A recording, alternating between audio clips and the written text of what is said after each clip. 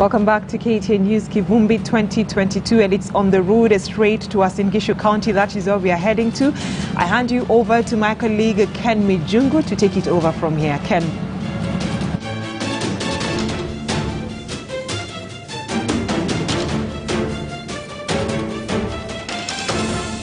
All right, welcome back, and thank you for staying tuned to Kivumbi 2022, and thank you, Brenda Radido, so much for the top stories. And tonight, the assembly in Uasin Gishu is fully constituted.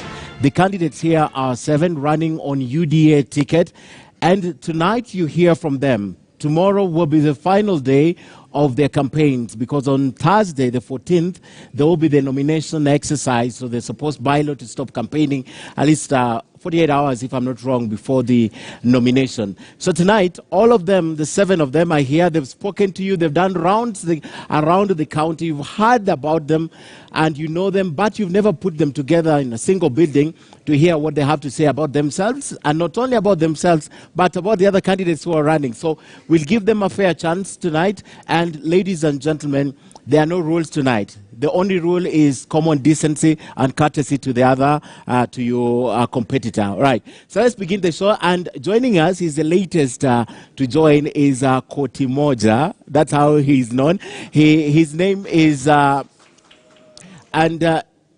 there's a rule: no clapping and no cheering. Everyone has an equal chance. If you want to cheer your candidate, please wait for the campaign tomorrow. We are asking kindly, so that you give them a chance to speak to everyone else. All right. So Kotimoja, thank you so much for joining. All the ladies and gentlemen had introduced themselves. Perhaps introduce yourself first and tell us what is the one reason that the people sitting here today should give you a chance on the ballot on Thursday. Well, thank you very much, Michungu. This is Jonathan B. Chelilem, a.k.a. Kotimoja. Kotimoja is a slogan that I use in my campaign trail, and it is a name that was given not because it was meaning anything, but it resonates well with the community. I was born in a village called Chemororoch village in Uasin Gishu County. I went to primary school called Kipsomba and Kapsimbeiwet, went to Anderson's High School, and I went to Sigalagala National Polytechnic to pursue something on information science. I also hold a degree in business administration from Great Lakes University. I also hold one from on counseling, where I worked in Moi University. That's where I got the opportunity to serve students, and I was given the opportunity to work in the Dean of Students office. I'm also a student in Kisii University, doing PhD in project planning and management. So I think I'm very competent to be a governor in Uasin Gishu County. All right. Thank you very much. What is that reason why they should elect you? One reason why. First, there are many gaps which have not been filled, especially looking at our people, our farming community. We are an agricultural county, and there are many things that we've always been bedeviling our people. In the past, we've had the traditional farming of maize and, of course, rearing of cattle, but we've never reached a place where we are calling it a finished product. Okay. That is to say, we've never value added on the things from our farm. So I think I will fit to accomplish this and make sure that I make it to happen. Okay. Yeah. Ladies and gentlemen, any one of you has an equal chance of making it to be governor in this election, August 9th, and the nomination. Everyone has an equal chance. However, everything that you represent sets you apart, from academia, finance, politics, and all that. And tonight, everyone who's watching from Uasin Gishu is thinking, are you going to build on where Governor Jackson Mandago has left it, or you're going to start your own? That's where we begin the discussion tonight, and I'll begin with you. You have watched evolution in the last 10 years, and you'll be a third-generation governor. The first governors basically were setting the infrastructure, telling us what the devolution would do if it works. Second governor were consolidating. What are the third governors doing? What will the third governors be doing, the third-generation governors, if you get an opportunity to be the governor of this county? First, I will implement what already started by the current governor Mandago, whereby in farming he has started a factory called Moisoi, that factory needed to be completed. And I promise my people of Uasin Gishu within 100 days, I'll complete that factory. And then we shall be purchasing maize with my allocation of 10 million per ward within that 100 days. Yes. So what is that factory supposed to be doing? It's supposed to be processing maize, whereby we shall adding value from raw maize to flour, whereby it's already packed and sold within our county and outside the country. Okay. Yes. Solomon, currently this county is facing a huge maize shortage. I was just told about the farming that has gone down in this county. There is no maize. The price of fertilizers are high. You want to complete a factory before ensuring that the farmers are able to produce. What will they be taking to that factory? The reason why I want to complete the factory, you know, most of the farmers lost hope because they knew when they have those maize, they don't have the ready market to purchase those maize. And I have promised them that I will complete that factory, which will purchase most of the farmers' maize. If farmers will be having faith with the county or the government, that the government is providing ready market, okay, then the farmers will be encouraged to plant maize within our region. Are you saying that the reason there is no enough maize in this county is because the farmers don't have something to encourage them?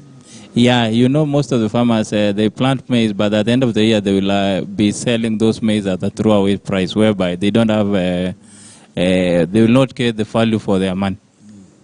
Okay. Yes. Having been a majority leader and having been in politics, a majority whip, sorry, and having worked for the county, there are gaps that you have definitely identified. So are you building on those gaps, or are you coming up with your own systems? Okay, I want to say that government is not an individual. Government is like in perpetuity, so it must continue.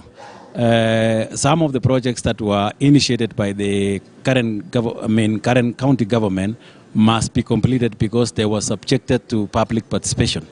So I will not come and say I will not continue with this because I was part of the system that actually initiated some of those projects. They may not have been completed because some are multi-year projects, so we will ensure that they are actually completed. But of course, when I come in, I will build on the experience, because when you talk of devolution, you are talking about me, because I've been part of the devolution ever since it started. And so I know the gaps that were made by the current. Which one was the biggest gap that you'd want to tell them, this is a gap that I saw and this is a gap I'm coming in to address? I think I can say one or two. For example, if you go to our health facilities, we don't have enough drugs. And the reason is because the budgeting has been so small. And we have been trying to tell the current administration that with a population of 1.3 million, we cannot be setting aside 120 million. We should set more than 300 million. So when I become the governor, I will ensure that we are setting aside 400 million to provide enough resources to buy the drugs that are needed in our health facilities. Okay. So that would be something of the past. It won't happen again. Okay. When you go to our health facilities, you will find our nurses there Monday to Monday with enough drugs. And then we will continue building level 5 hospitals and improving the health facilities in the rural areas. One other thing that has been a major obstacle to especially our women, mostly in the rural areas, is the issue of water. We promised, or the current administration promised them water. But you see, everybody here, and I've heard everybody campaigning that they want to empower women. But you see, you can't empower women when there is no water. So that is one thing I come in to ensure that wherever our source of water is, we ensure we get it to the people. We have water underground. We need to sink or to do boreholes to get water where we cannot get gravity water. Okay. We also see some of our rivers, we can pump water through the modern technology, solar panels, or in our dams, either through gravity or pump them up, then we get it to the people. Is this what you're telling people on the campaign trail? Yes. Okay. And that is what I intend to do. Okay. You have basically run a county. You have been in the biggest county, 047. Did you work there? Why would you come to the ground? What is the one reason you're coming to the ground? And are you building or are you unaendeleza from where it's been left? Okay, thank you very much, Michungu. One, I had started by saying that our greatest gap in Uasin Gishu County is lack of proper governance structures. What I mean by this is we have a county government that has functions that have been allocated resources. When I walk through our homes, through the 30 wards, the biggest challenge is people have not been able to feel the impact of devolution. There are 4 basic functions that I would want to pick out from the 14 functions. Number 1 is in healthcare. Our people are suffering because they are not able to access quality health care at their lowest level. Resources have been allocated, and 10 years down the line, this county does not have a functional level 4 or level 5 hospital. What does this mean? It means we've been missing out on major funding and grants that come from both the national government and donors who directly fund health facilities. When we don't have functional infrastructure down here at the county government, you miss out close to 200 to 300 million shillings in a year that would have been pumped directly to build the capacity of our healthcare system. 2, the backbone of our economy in Uasin Gishu is in agriculture. For the last 10 years, there's not been a direct input from the budget to support programs that can build the capacity of our farmers to produce. As you've just said, if you go down to the villages today, we do not even have food in our homes because our production levels have gone down. I know there have been climate change challenges, but still our farmers have had challenges of production because of high farm inputs, which the government can bridge by building networks that can afford or can subsidize on the farm inputs for our farmers. Okay. 2 or 3 is the issue of water. Ken, it is sad. In Uasin Gishu County, personally, I go to the river to draw water. I use my truck to get water for my animals. I go to the river to fetch water for my farm.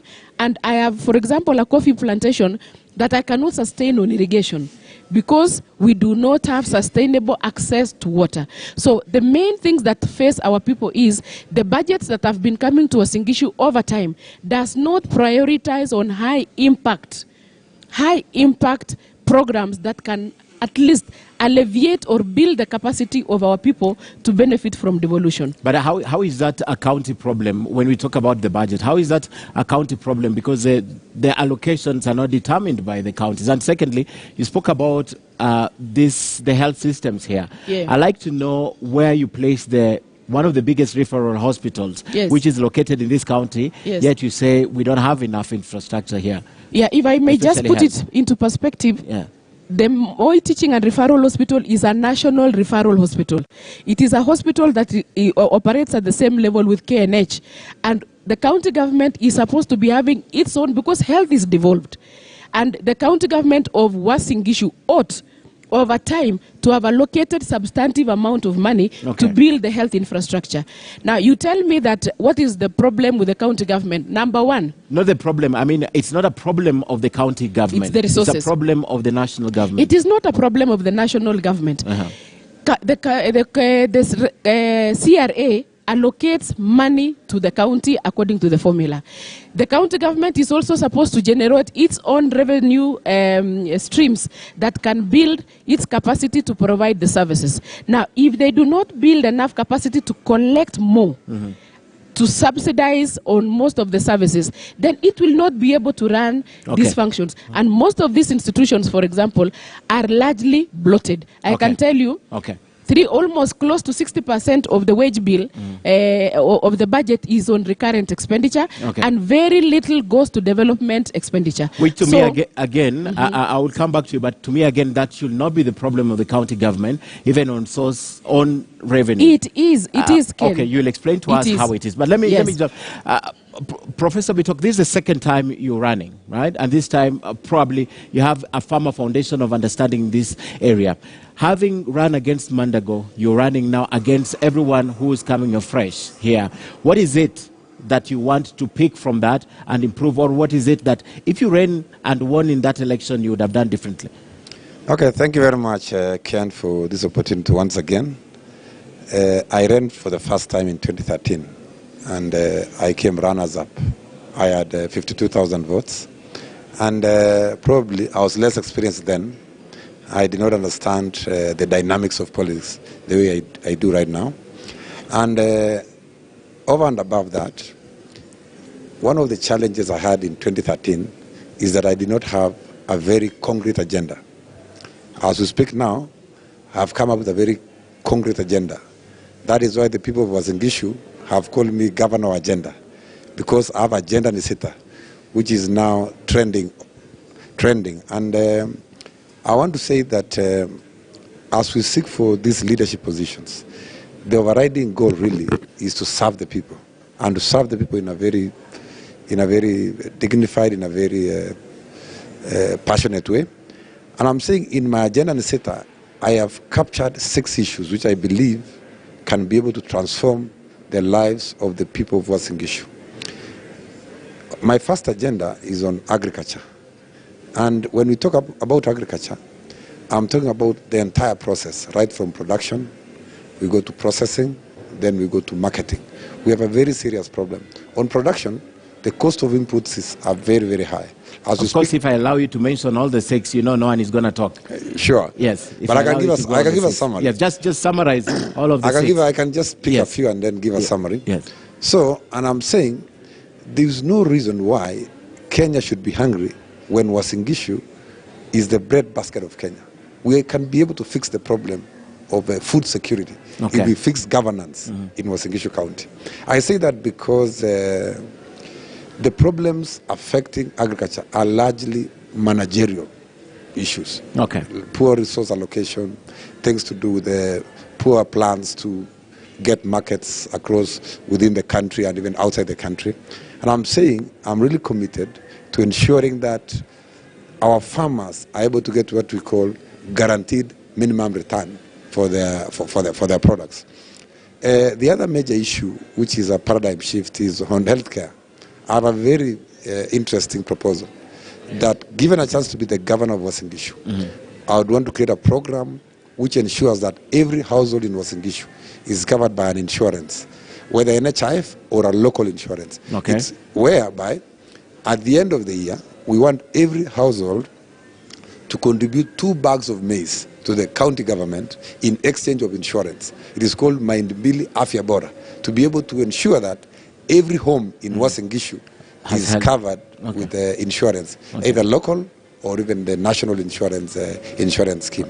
The other very interesting agenda on Agenda 6 is on empowerment.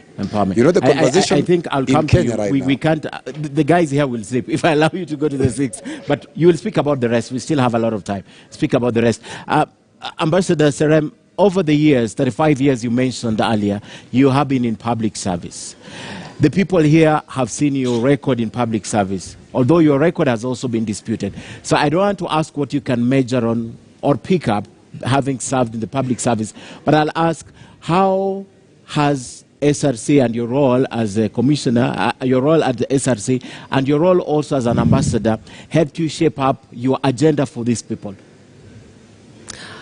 Being in SRC in itself was preparation for greater leadership, given that I pioneered the establishment of Salaries and Remuneration Commission.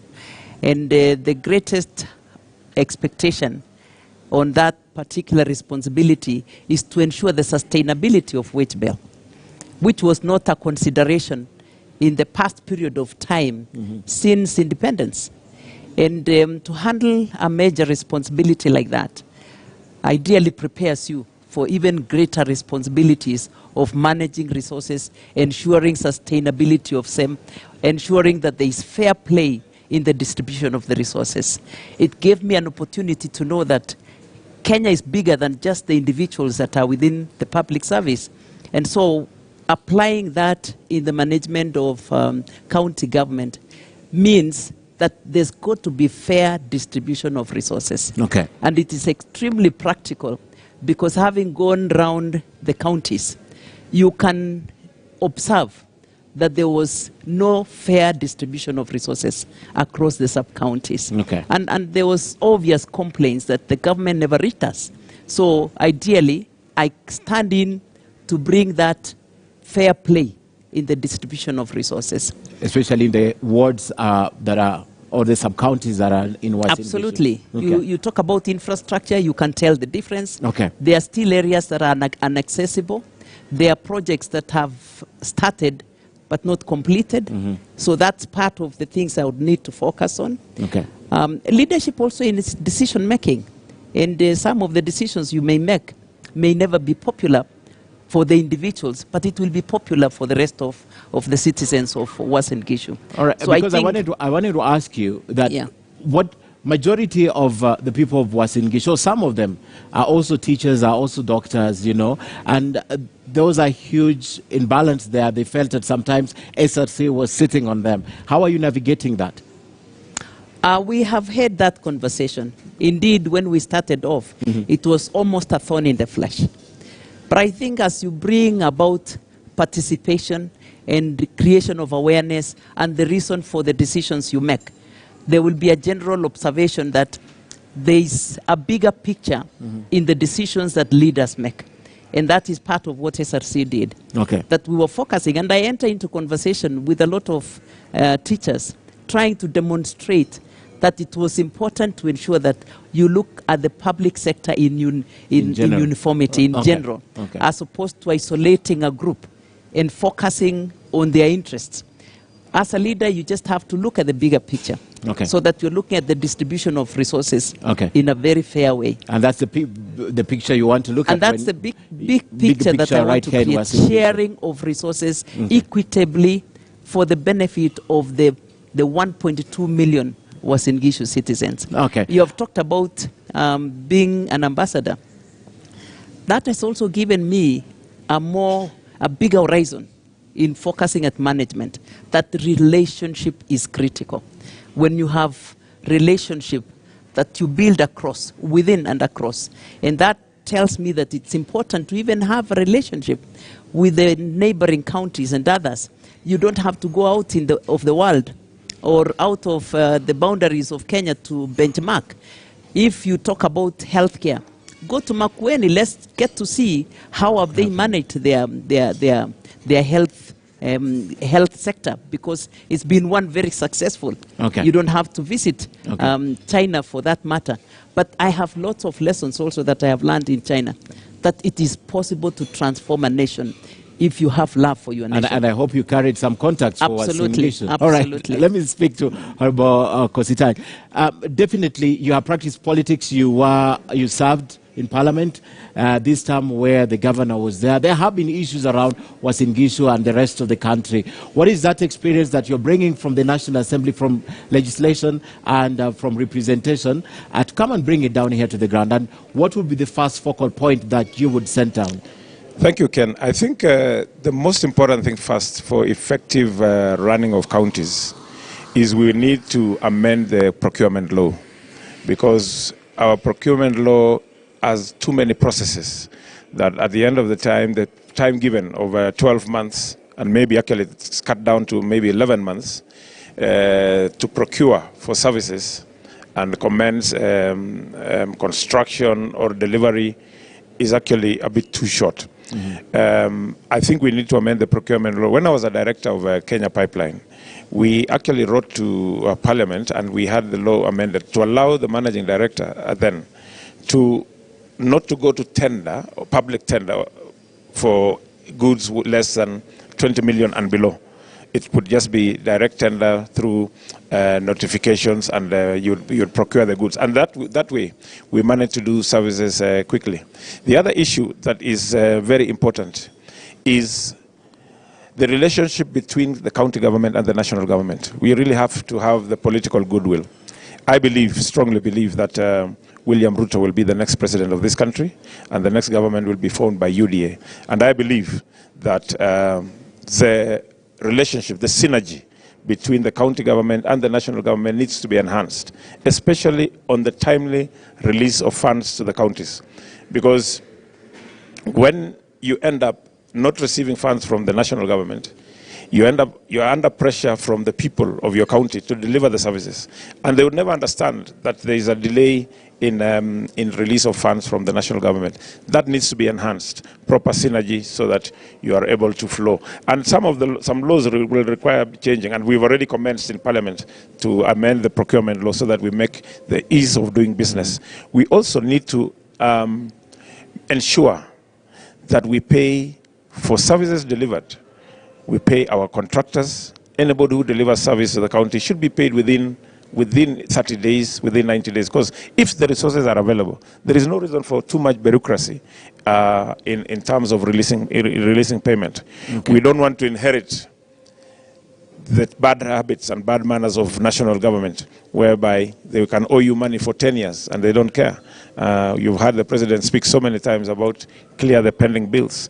I'm informed that in Uasin Gishu County we don't have a major problem of pending bills, and that should be maintained so that money can flow between the county and the people providing services, so that we are able to enhance business environment for. Moish, I'd like to ask you, you had a better chance of changing these laws while you're in Parliament than when you're a governor. What happened? Why? I have just said, and it seems you're not listening. No, I've just said we have commenced. You've commenced. We have commenced. And commencing and doing, I mean, the biggest problem that you have in amending these laws is the process also within Parliament.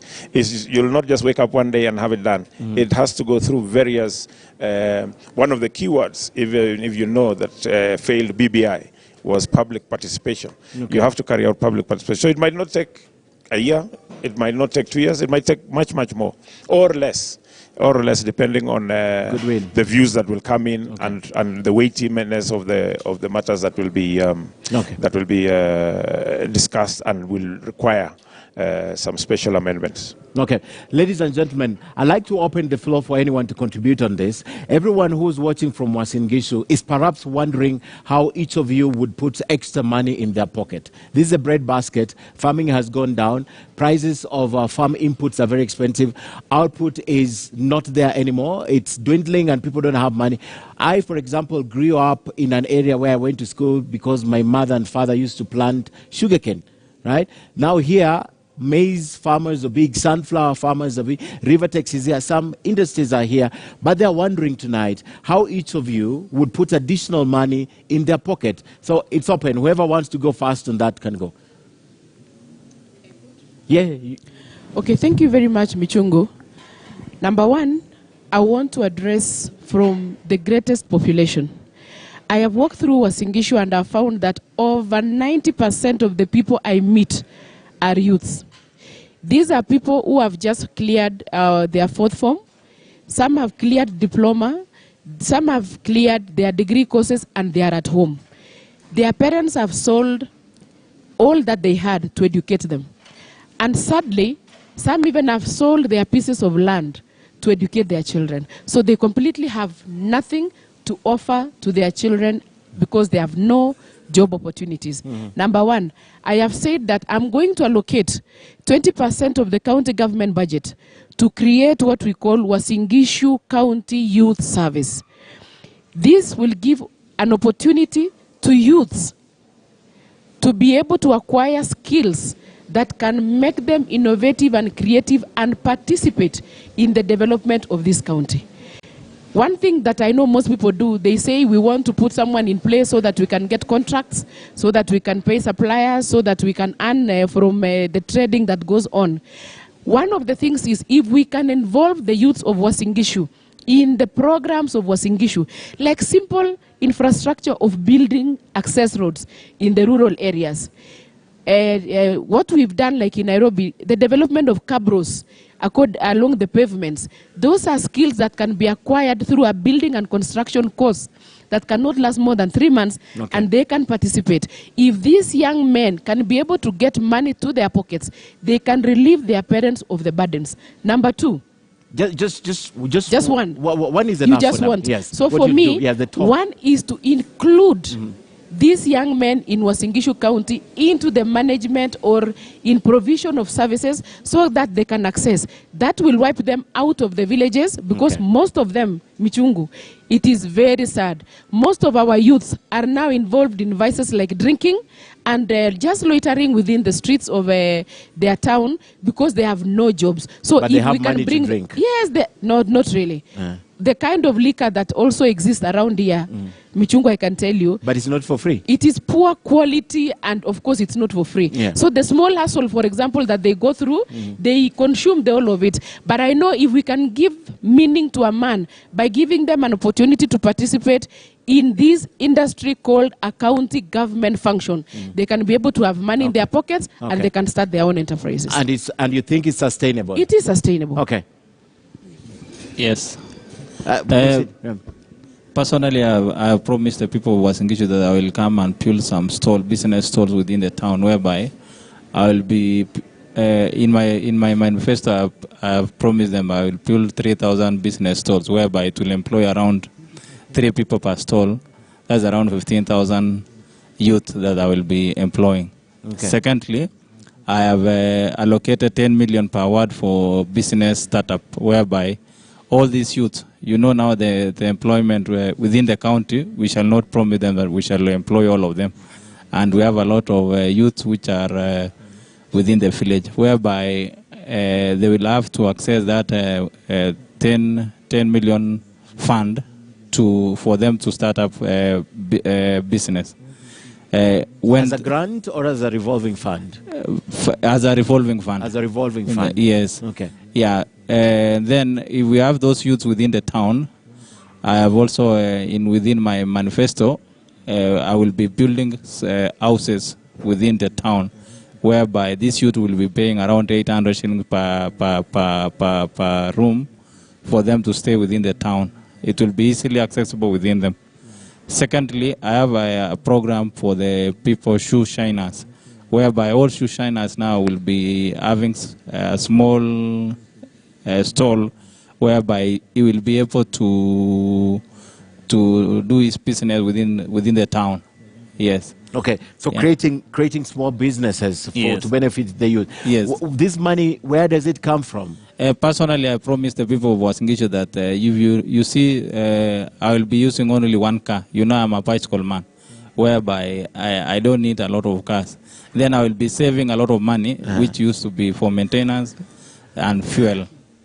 And also, within my administration, I have said that we shall not be using cars, whereby I will be paying my staff through car running allowances. Then the cost of fuel, which used to be paid for those staff, will be saved and then I will give those as a grants or a revolving fund to my youth. Okay. Yes. Okay. Yeah. Prof. Thank you very much, Ken, once again. Okay, on this issue of putting money in people's pockets, in my agenda setter, I was talking about empowerment, which is largely bottom-up. And I have 2 proposals. One proposal here is in my agenda setter is to create a program called Kuku Mashinani, where we empower women by giving them incubators, giving them chicks, so that they can be able to breed those chicks. And there are chicks nowadays coming from Pakistan and India, which actually grow very fast. And I think when we do that, we are able to put money in our women's pockets very, very, very, very fast. And then create opportunity to send those chickens outside the country. Because in Dubai and many other countries, there are opportunities there are market opportunities for this chicken. Okay. In addition to that, there's a program called Vijana Mashambani, where I would want to encourage our youth to go to do what we call digi farming, because most of our youth do not like the traditional farming. And digi farming is a farming using the new technology, where you can manage your dairy cows using your phone. You can manage your horticultural farms using your phone. One program is being run by Safaricom right now. So in my empowerment programs, I propose to ensure that at least our youths, our women, and people who are down there in the pyramid are able to be brought up. Okay. Secondly, I want to say also that I'm proposing also to have an airlift program for some of our youth. Airlift, to go and work in Qatar, Dubai. There are many opportunities out there. And I'm saying it is possible to create a program and ensure that you support those people to go out there. I have proposed that if I get a chance to be governor, I want to airlift a minimum of 10,000 people from Uasin Gishu to go out and work there and study. In the first term? And in my first term. Okay. And I believe that will create a huge impact. Because as we speak right now, one of the largest foreign exchange earners for Kenya is remittance from foreign remittance from people working out there. Outside. So I have a very concrete agenda, an agenda and a sitter. And I will share with you a copy because I have a agenda. I don't vote for you. Yeah. I don't vote for you. I don't vote for you. No, you don't. Yeah, Okay. but share Maybe with for the them. viewers here. I don't. They need to know that what I'm talking about here is been concretized, it's been put on paper, and it's something that can be checked work for them. Okay. And can work for us. Thank you. Yes. Yes, Ambassador. How are you putting money in the pockets of your people? Yeah, I think the focus I would want to have, my main focus is on the women. Okay. They're already structured. Having gone around the sub-counties, I find most of the women are already structured into groups. And all they need is empowerment and equal distribution of the resources within the county.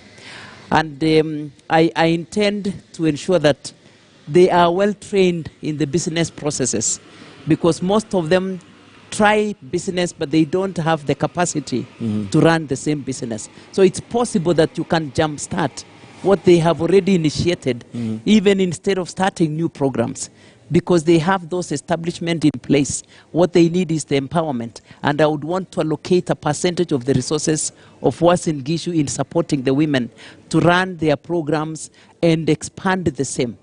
One other thing I will focus on is ensuring the business processes within the county is friendly, it's cheaper to attract and inventicize the external investors. I have a number of connections within China, and you mentioned that maybe I would share that are willing to come in, support the development of investment within Uasin Gishu County, and by expanding and maybe inviting a number of those investors, they can be able to create more opportunities for our youth.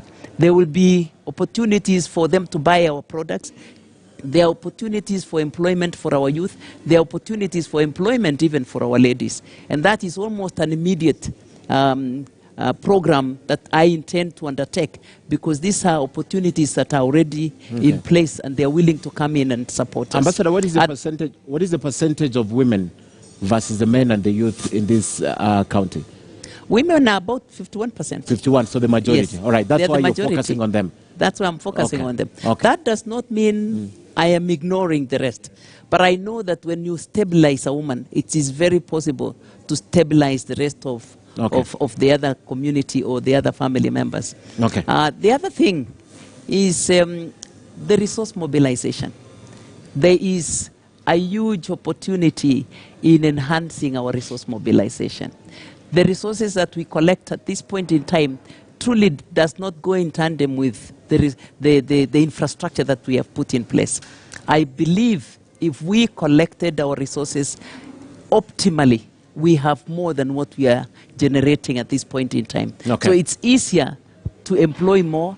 It's easier to create more opportunities when you create, when you build those resources, collect all the resources, and put control measures and protect the same by ensuring that there is zero tolerance to corruption. Okay. A lot of our funds are just infiltrated through other windows and misuse and abuse of the same. All right. So I think if we become zero, if we do not tolerate corruption, then we will be able to save a lot of funds Money that go to waste. Same idea right here. Yeah. Right. Mheshimiwa Kositany, I'll come to you. Yeah. I think, Ken, what we require to do is see which is the quick fix, because what we're dealing with is actually a very serious matter of our people getting poorer and cost of living is going high. Especially, you can see now, if you take a walk in this town, the queues for fuel are enormous. And we don't know whether it is unique to Eldoret alone, but I was in Nakuru the other day, last Sunday, and I saw the same. The most important thing is being an agricultural county. Let us focus on agriculture. Let us try and be a major exporter. Let us trade in the dollar. That is what my goal, that Uasin Gishu County becomes a county that will be trading in the dollar. Right now, it's a reserve for a few, those who are exporting flowers. And there are very few. I can count them with my fingers. But we want our farmers to move into diversification. I'm happy that my sister Veska has spoken about coffee. I'm also now diversifying. I'm growing coffee, I'm growing macadamia, and I'm moving into avocado. We want our farmers to go to those high-value crops that will not be sold locally but will be sold internationally. That way, when we get in foreign exchange, we are able now to create job opportunities within ASEA. But the key thing also that we need to enhance is the technical colleges that we have. We need our youths to be skill-based. We need to run a skill-based county economy. We have needs for many plumbers, we have needs for many electricians, we have need for masons, and those courses do not take much time. I think even a plumbing course can be done within 3 months also. And we need these people, and those are also resources, human resource that we can export. In the UK, a plumbing job is very lucrative. You find one person working within a very wide area, and it's quite paying. Currently, from Uasin Gishu, the only thing we're exporting now is flowers, and recently we are exporting athletes because we have some athletes who have renounced our citizenship, and thank God now we allow dual citizenship. They've moved to Qatar, they've moved to other US and other places. But we need to export more from this country. We have the potential to produce more milk than we are producing currently. So we need our people to stop grazing their cattle and try and move into semi-zero grazing or fully zero grazing. We need to also to enhance the beef cattle. We need to get the farmers who have slightly larger farms or even small farms. You can also zero graze on beef and be exporters of beef cattle. That way, we will be able to give our people resources, be able to change their lives with what they have, not to reinvent the wheel. The wheel, all right. Yeah. One thing we should appreciate is Uasin Gishu is a very unique county. We should not just talk of the bad side of Uasin Gishu. We have very many opportunities that we have not exploited. And when it comes to our youth, you know, these youngsters have gone to school. They have all the papers, they have all the trainings, but it is time we reorient or relook or rethink the way we are going to school or the way we are training our young people. What we are saying is what Mr. Kositany has just said. We need skill-based economy where we should train and empower our young people to do practical work, practical jobs, the artisans, the building and construction, the plumbing and all that, because this is a quick fix thing. When we have our young people trained, these jobs, these skills are attractive globally, where when I have a plumber here, this plumber can work here in Kenya, he can also work outside this country. And I also intend to have a liaison office where we will have international linkages so that you can see what opportunities we have for our young people.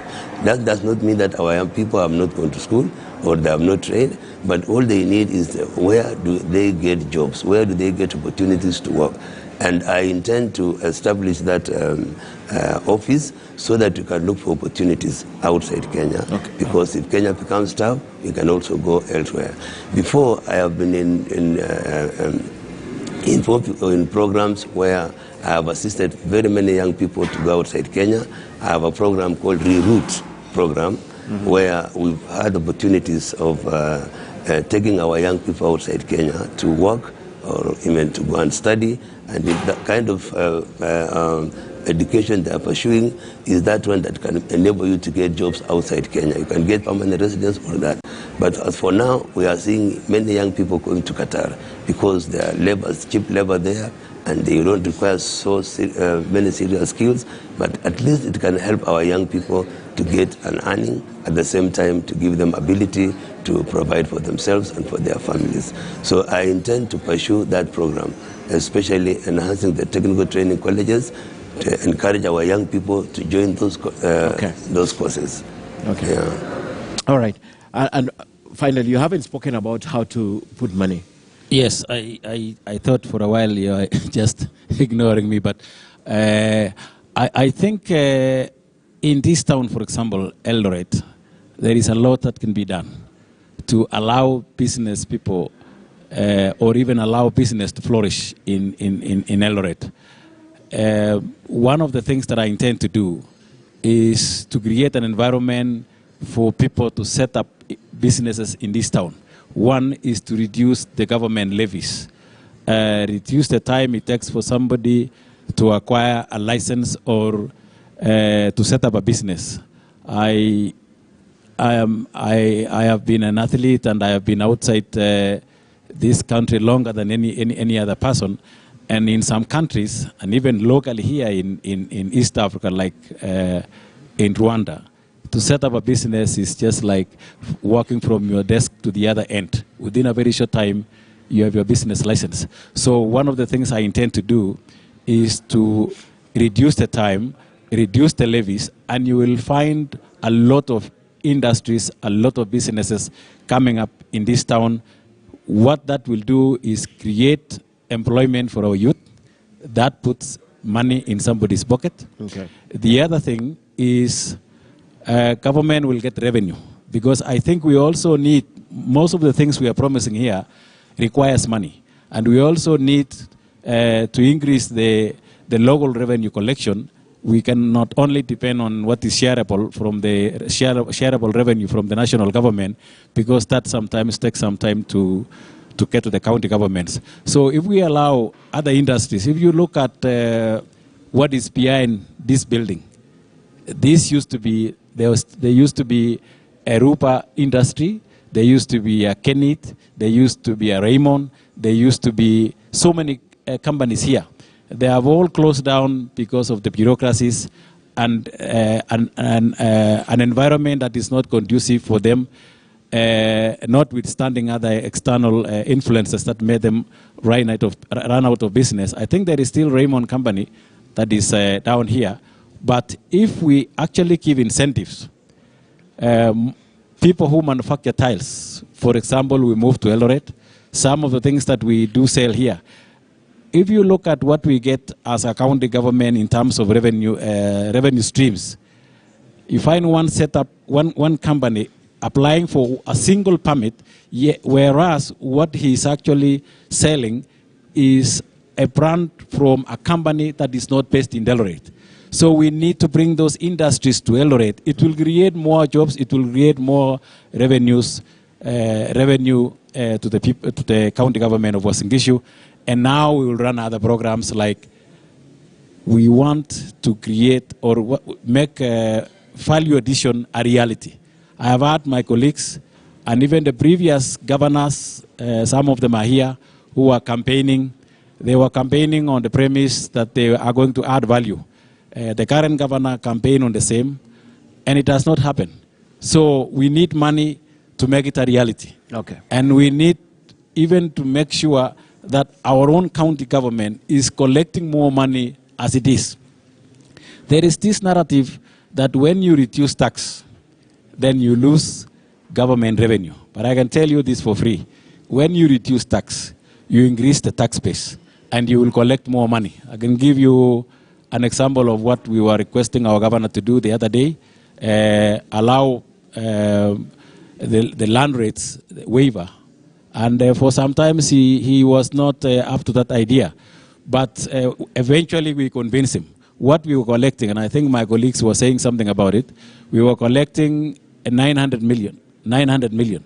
When we gave out the waiver, we went up to 1.4 billion. Additional of 500 million. So that is what we actually need in reduce the revenues. I mean, reduce the taxes that we levy on our people.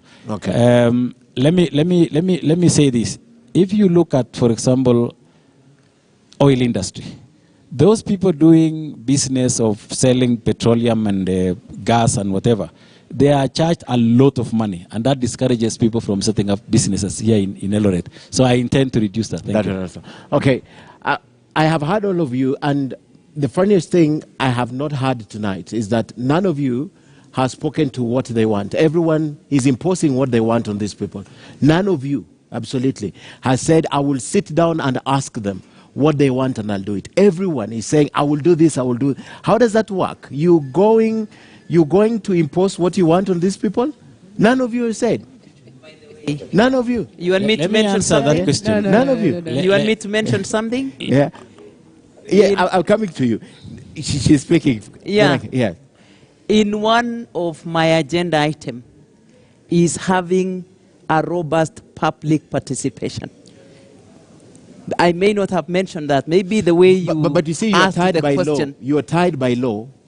You have to participate to provide that. You have to give that space for these people. Part of my campaign, rallying call was I will be sitting with you to draw your needs. I will not develop the needs in my office. Okay. I will be sitting to draw those needs from the public. Okay. You're saying something? They call me Governor of Uasin because you see how I'm dressed right now? I'm from the field. In most cases, what I'm talking about is a reality because it emanates from the people on the ground. For some time, we've had a problem with the school fees for our children. And almost all parents in Uasin Gishu, especially those in the farming community, they cannot pay for the school fees for their children. And this tells me, it informs me that I need to increase the bursary, which we've had in the past, to some level, so that this farmer, if he's not selling this land, he can save that money to even improve more in his farming. Okay. If paying bursary to this young fellow will enable the farmer to produce more in the other end, then he will be able to sustain his economy. Okay. I think I wanted to say this. No, we were from you, so let's talk to I think what you may need to pick up is we have campaigned. Personally, I've campaigned close to 1 year over the weekends and then 3 months extensively after resigning. What I am reflecting down here today is what we have heard the people say. Let me tell you, Michungu, it's been very difficult explaining to people of Uasin Gishu why 10 years down after devolution, they have not felt any benefit. So the first thing they tell me is, sort out my children. If you can get these young men out of our shopping centers, if you can create opportunities for them, if you can help them to get tangible ways in which they can involve themselves in to meaningful work, you will have relieved us of much pain. Okay. So one thing that we have to agree, Michungu, it is a law in Kenya that you must do public participation in 3 instances. Yeah. Number 1 is when you are developing laws and policies to govern the county government. Number 2 is when you are drawing budgets. When you are doing the budgets, you sit down with the people through an annual development plan to say, this year, this is what we will do. One thing I want to ask of the people of Uasin Gishu, every year you will be given an opportunity to participate. Please come out and ask what you demand from a county government to do for you. Because if you leave leaders to do what they want, I can tell you it will be what we just asked. It will be, we will do for you what we think is good for you. But if you come and participate, like what I did when we were doing the Turbo Sub-County public participation, I flew all the way from Nairobi to come and force the county government of Uasin Gishu to include the construction of Turbo Sub-County Hospital, because for the last 10 years, we have hardly been given even 10 or 20 million shillings to our sub-county hospital. Okay. So I just want to tell you, it is a mandatory requirement, and I beseech you as our citizens, when we take over the leadership of this county, please come, let us work together and even exercise your oversight role as a citizen. I was told about how flowery the CDIPs are and all of them, and they're just on paper. They're never implemented. I don't know if you will implement. You were saying something, majority. I just wanted to comment on what you said, because you said you have not said. I've not heard any of you say. Very true, very true. But you see, your question was structured in the way that could not allow us to say what we have heard when we are campaigning, because you said, what will you do Yes. to put money in their pocket? And that is the question we were answering to. But if you allow us to go in that direction, you will really know we have campaigned, we have listened to our people, and these people know what they really want. In fact, Which people know what they really want? The people of Uasin Gishu. Okay. When you look at a document like this, it may not be implemented, because this document is not what they want. This is his document. They have what they want. Okay. The people of Uasin Gishu know what they want. They may not go with This is a professor, he wrote it on this their is behalf. a tool. This is a tool Yes. to get votes. It is like what Mheshimiwa is saying, Governor wa Raia, koti moja. And he's answering, when he said koti ni moja, he said agenda ni sita. These are like slogans. They are just slogans, nothing else. I can give you a So no one is truthful here. I don't know, because I don't want to say that. But of course, you know, they know the truth. Because when you go and do a real public participation, they will tell you their problems are different from region to region. No wonder I refuse to pick it. Yeah, of course. Yeah. Yes. Okay, thank you very much, Ken. Yeah, I think, I'll come to you. I think our friend here, Yes. Singoya, is stretching too much. The fact that you don't have an agenda, Singoya, does not mean mine cannot be implemented. I think you need to withdraw that, because the fact that I don't have a document does not mean I don't have an agenda. So I wanted to, okay, I have a right of reply, because Yes. he has been put in my document. And I said clearly that the people of Uasin Gishu have called me Governor Agenda because of Agenda Niseta. And I want to say to the people of Uasin Gishu and the people of Kenya, the document before you here is well researched. It has the input of the people of Uasin Gishu. I've listened to the people of Uasin Gishu, and I've talked about the key issues that I believe, when implemented, can transform Uasin Gishu County. And I want to pick one issue which I think is very important, which I had not mentioned in my agenda Nisita. That is trade. Trade is the engine of development.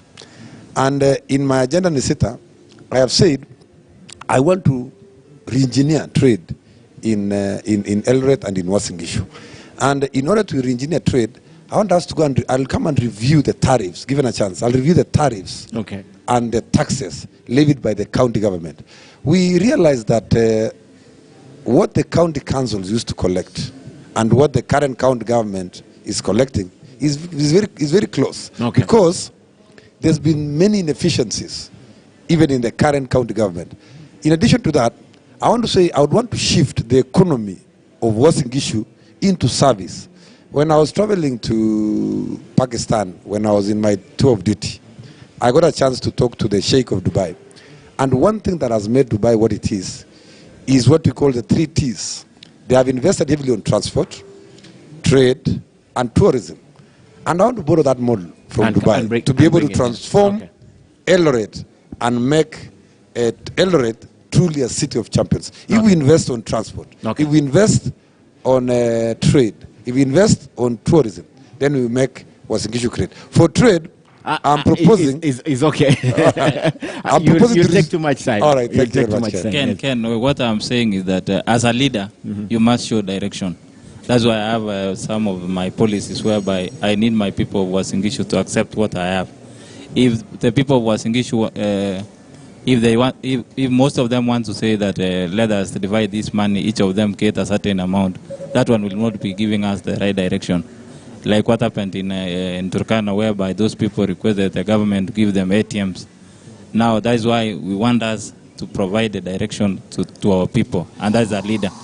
Secondly, you see the government of President Uhuru majorly invested in infrastructure, and the previous government invested majorly in economic, the trade and industries.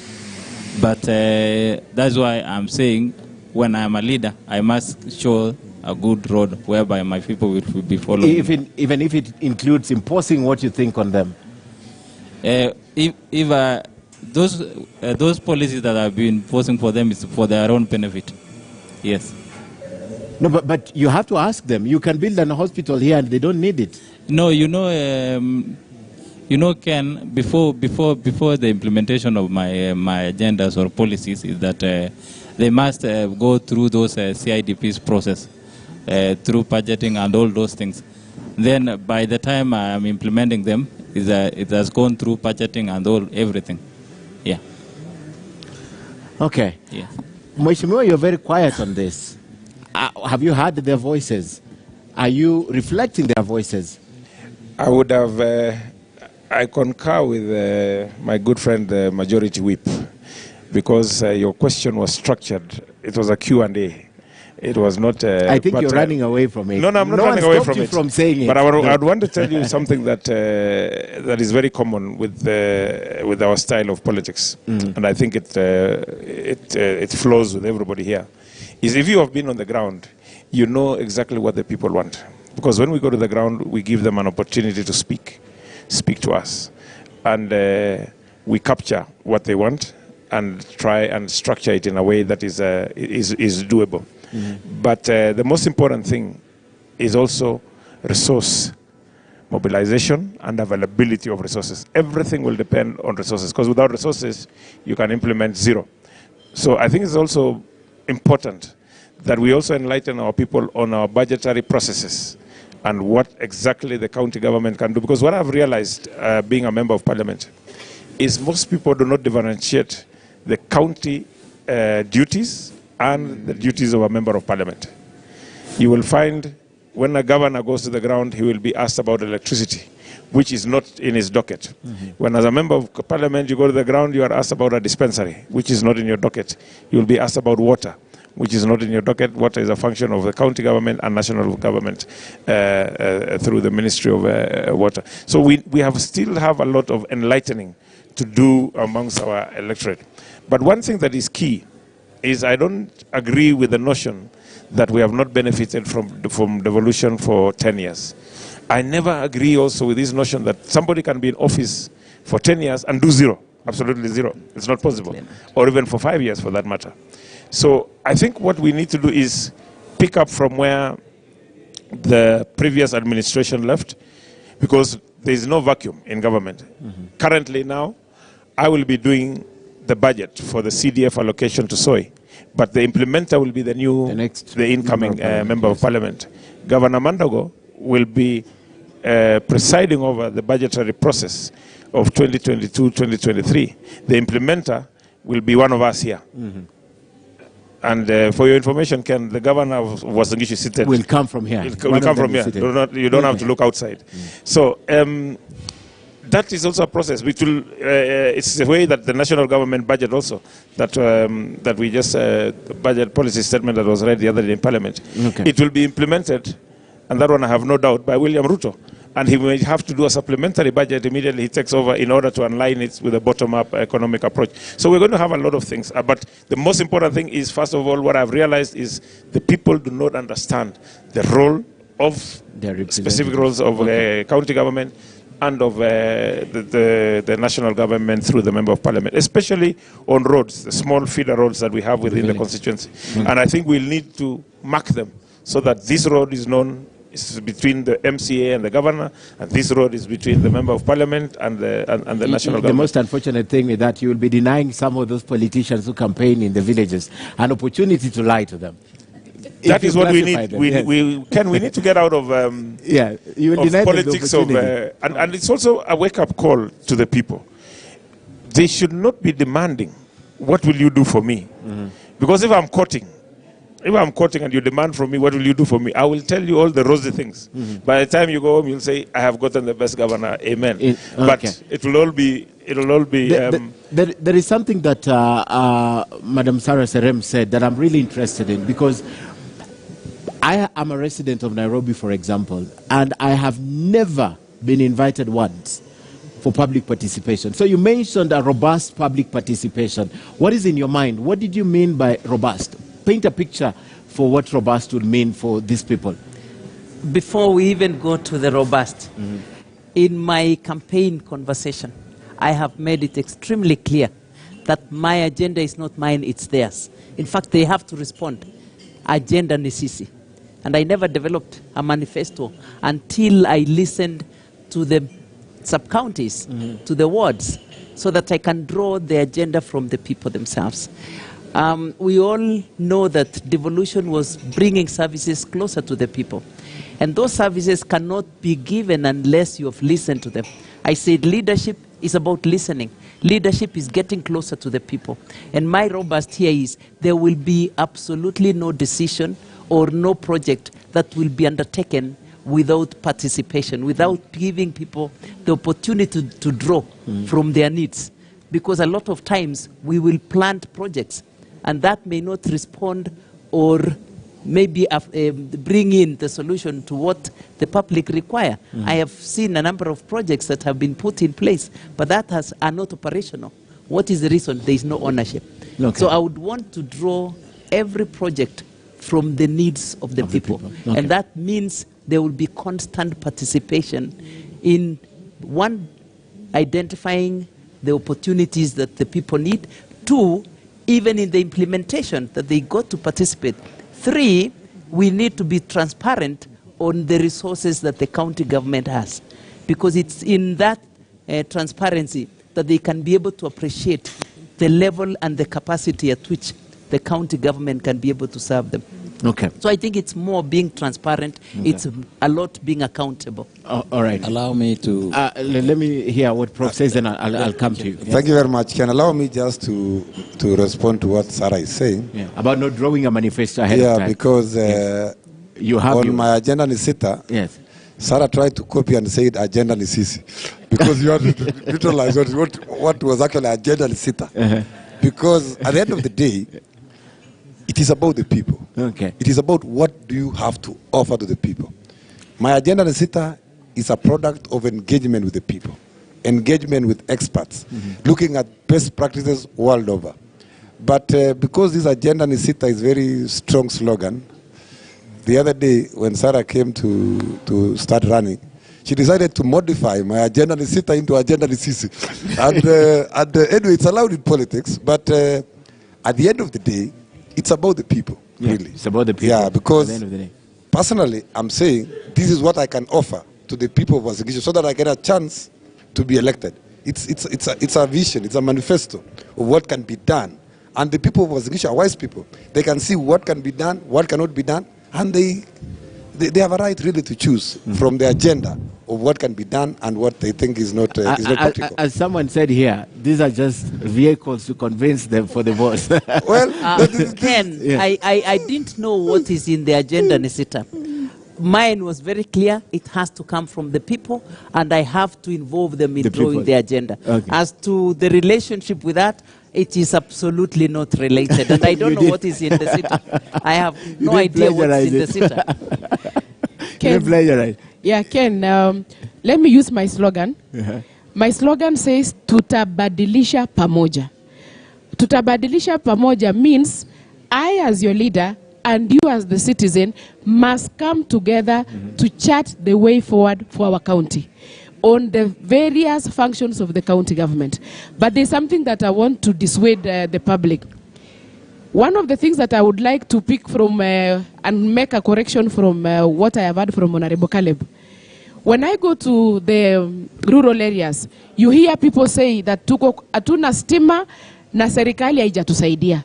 I just wanted to mention to you that energy reticulation is one of the functions of the county government. So if, for example, electricity can facilitate agribusiness, the county government can allocate money for installation of transformers or clean energy projects that can help the people to get energy. So one of the things that I would also want us to do is each one of us must abreast themselves with the 14 functions of the county government. Okay. Because the Schedule 4 is very clear on national government functions and county government functions. Okay. So sometimes we deny our people what is their rightful share by quoting it like, I saw a funny clip whereby someone was sitting under a tree na walikuwa wananyang'anyana ndizi.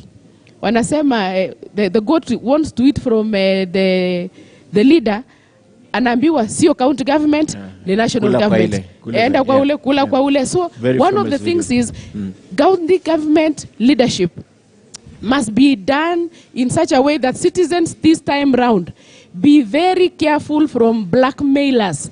people who can blackmail you by giving you very sweet packaged information that cannot be able to be implemented, or they sugarcoat it in such a way that you cannot benefit. So for me, I would say, use your head to choose and do not rely largely on your heart, because the heart of a man is largely deceitful. Yeah, I wanted to say, but I think I wanted to say this. Yes. In terms of or something on public participation. The citizens actually know what they want. But the challenge has been, and I think Mheshimiwa Caleb was trying to say, the people have not differentiated what is a national function, what's a county function. I think they do. The problem is which road belongs to where. Because sometimes you find Mheshimiwa asking the county government to give them a certain road because they have the function, they have the money, they don't have the road. And this has happened in most of the sub-counties. Yeah. My Mheshimiwa has been asking for a road, meaning they have the money, meaning that the national government has not been actually able to give the county government all the resources to do what is actually devolved. Now, in this issue of public participation, and I think I heard Mheshimiwa Sarah say it, robust. The challenge with Wananchi is that you go today to a place for public participation, and you will maybe either make proposal, and for me it is actually, I want them to make the proposal. What is happening in most county governments is they make proposals and ask Wananchi, we want to do this. Like what has been happening in our county government, the executive make proposals. Now, what I want to do is to go and listen to every Wananchi in various sub-counties or in wards, so that they tell us what they want. We prioritize together. We go and allocate the money. Okay. The challenge is, the next time you go and confirm, you will find different people. In that group of particular place. And now they want something else. There is other people will say, we have never heard of this before. And that is where the challenge is. That means you're not documenting what you're doing down there. Because if you're documenting it and presenting as an agenda, because I believe, I haven't attended, and I just said I'm a resident of Nairobi and I've never gone to one. I believe there must be an agenda. I believe it has to be documented. And I believe it can be followed up. So when they say we've never heard, you can always produce document. That's giving an excuse for not doing what they wanted. Actually, you can confirm today. Let him just finish, then I come to yes. Yeah. You know what I'm saying is this. The issue of public participation is done like almost 4 times. The executive makes proposal, or the people make proposal. The executive confirm with them. The assembly, when it is actually time for budgeting, go and confirm with them before they pass the budget. That the executive actually talk with you concerning A, B, C, D. And when the county assembly goes back to confirm with the people, you will find different people, and they will say, we have never heard of this before. So you have to start afresh. Then now you come and ask the executive, did you actually get this from the people? Okay. And did you accept the changes they wanted? Mijungu, I have been a minister for devolution. Public participation is in the devolution docket. We advertise in dailies. We put them in signposts that we are having a public participation. One of the things that we must accept, starting from you as a learned journalist, is that we have removed ourselves as elites from engagement in public management or public affairs management. You say that we unaishi labda unaishi Lavington, eh? So wakati wanaita public participation pale Dagoretti, you may not be interested to go and know what is going on. The people who actually participate in public participation, because my PhD is in leadership and governance, and especially the role of public participation in management of government projects. What you do, ukifika pale kwa public participation, unaleta volumes of documents, tunasoma bajeti. And the people who have come there are our grandfathers and people who have never gone to school. They are giving you a budget of 15 billion and they are telling you, this is what we have decided we are doing in this area, this is what we will do. The only thing an old man can do is to just sign that sheet to say that I participated, wakunywe chai, ama soda na mkate, na waende nyumbani. So what I want to challenge you, going forward, from this financial year, from the current CIDP of 2022 to 2027, I want to engage everyone who is an active citizen in Kenya. Take your government to accountability. participate in the annual development plan, in the budget, in the reviews, and finally in the review at the end of the financial year to see whether they actually did it or not. Okay, very, very interesting. I want to come back and talk about your proposals. Unless you have something pressing on this particular topic, I'd like to come back, but we're taking just a break from this discussion to talk about William Ruto, the Deputy President. So we have a story on William Ruto, and he has been a tactical politician, attracting both friends and foes, and he's now running again for, he's running for president. And of course, this is his backyard. We came here for a purpose, and before we talk about William Ruto, let's watch that story.